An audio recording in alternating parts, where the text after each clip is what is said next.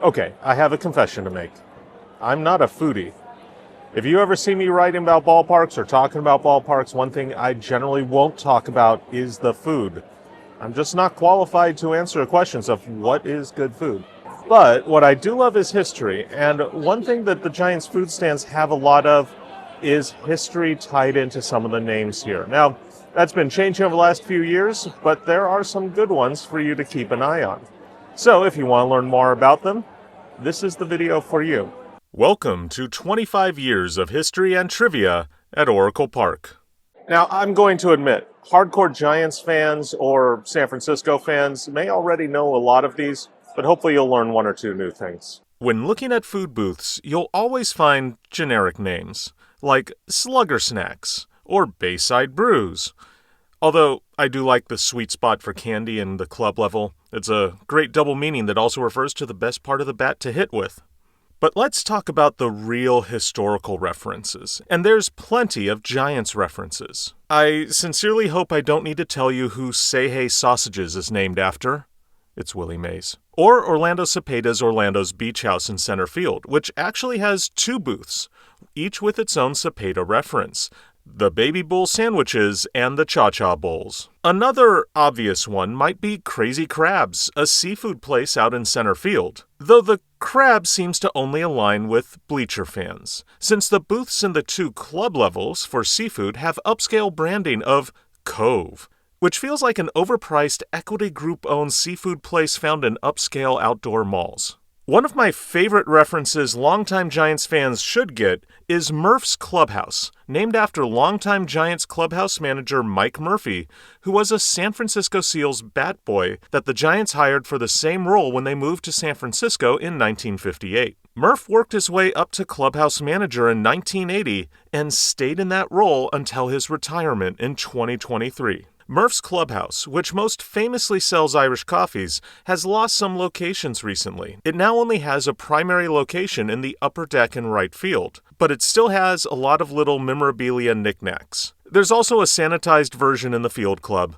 although Irish coffee can be bought at some other food booths these days. One other 1958 reference is the Vintage 58 wine bar that can be found in a few places, and it's a reference to the year that the Giants moved to San Francisco. Possibly the least known reference is one of the park's most common food booths, John McGraw's Derby Grill. John McGraw is the legendary manager of the New York Giants, who served in the position over 30 years from 1902 to 1932, and yes, that is his picture in the middle of those signs. However, there are also a lot of San Francisco and Bay Area history references all over. My favorite is the Gilroy garlic fries. The South Bay city of Gilroy is nicknamed the garlic capital of the world, and once upon a time, back when I'd drive to spring training every year, I'd take Highway 152 through the region and drive by the old Gilroy Foods processing plant, and the smell of garlic would welcome me to the new baseball season. One of the other most common names in the ballpark is the Doggy Diner, another great callback to the city's history. The Doggy Diner was founded in 1948, and the 24-hour restaurants became Bay Area fixtures up until the chain went out of business in 1986. But they left a lasting legacy: the Doggy Diner heads. People went out of their way to protect them, and they became a San Francisco landmark and even a regular guest star in the old Zippy comic strip. Now, the Doggy Diner is all over the ballpark, with clocks featuring an outline of the Doggy Diner head on them. Low-key, it would be great if they actually made a replica Doggy Diner head and put it somewhere, anywhere. That'd be awesome. A new addition to the ballpark is the Lefty's Patio, which includes Lefty's Bar, named after former Major Leaguer Lefty O'Doul, who played for a few teams, including the Giants, but more famously was a manager of the San Francisco Seals minor league team. He also owned a restaurant and bar on Geary Street, which closed back in 2017. There is a Lefty's Bar out here, though I would love to see this patio get a food booth that serves some more Carvery-like foods to emulate the old restaurant. The Giants also have Mission Street nachos around the ballpark, an obvious reference to the city's Mission District, famous for its authentic Mexican and Hispanic cuisines and cultures. One booth you cannot find anymore that I want to highlight is one that used to be in the center field plaza. The reference in the name of Pier 44 is simple: back when this was a working waterfront, that part of the stadium where Berry Street would meet King Street, and it no longer exists, is where the actual Pier 44 was. The booth is now something called the Burger Kitchen, which could be a generic name or a new brand, or maybe connected with an old brand that went out of business in the 2010s, but I can't find a connection. Now, one of my gripes about food stands at the park is that increasingly there's a lot of brand names, and they don't have the names that are references to the city or the team. Now, some brands do a good job of trying to connect with the team or the park, like Heineken here, but other corporations have done a more lazy job at that attempt. Seriously, the Coors Light Cove is a pretty weak branding attempt. And I get it. The team is trying to partner with well-known names for food and making more excitement about them. It makes sense. It's just not fun. At least not to a non-foodie. There are a couple of other generic brands you'll find around the park, but there are some brands that have San Francisco ties, both old and new. The most famous has to be Ghirardelli, the chocolatier that opened in 1852 in Stockton, California, but later opened a second store in San Francisco, and whose square in the city is a historic landmark, and whose hot fudge sundaes at Oracle Park is almost as famed.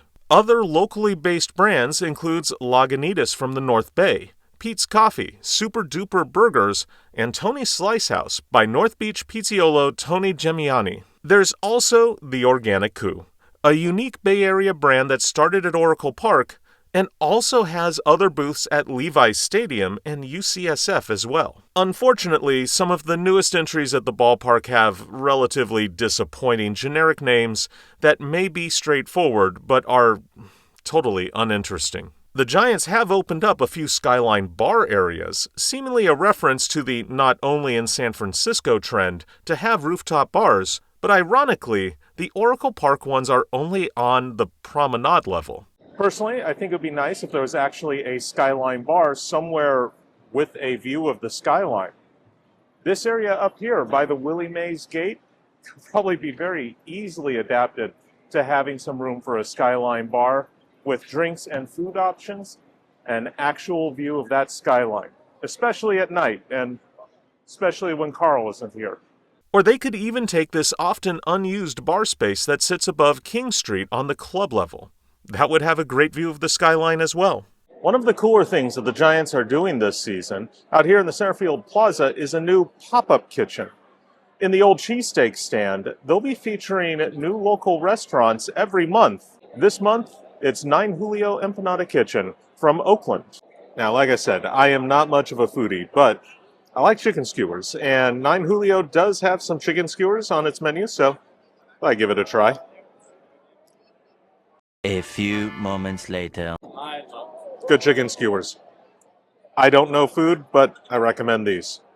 Honestly, I love the idea of these pop-up kitchens. Okay, it doesn't have the name or the history thing that I'm talking about in this video, but lifting up the connection to the area and the region and the small businesses here, especially the restaurants that really could use some name recognition, this is a great way to get them that attention. And hopefully it gets a better spot than just here in center field. In center field, there's an area called The Garden.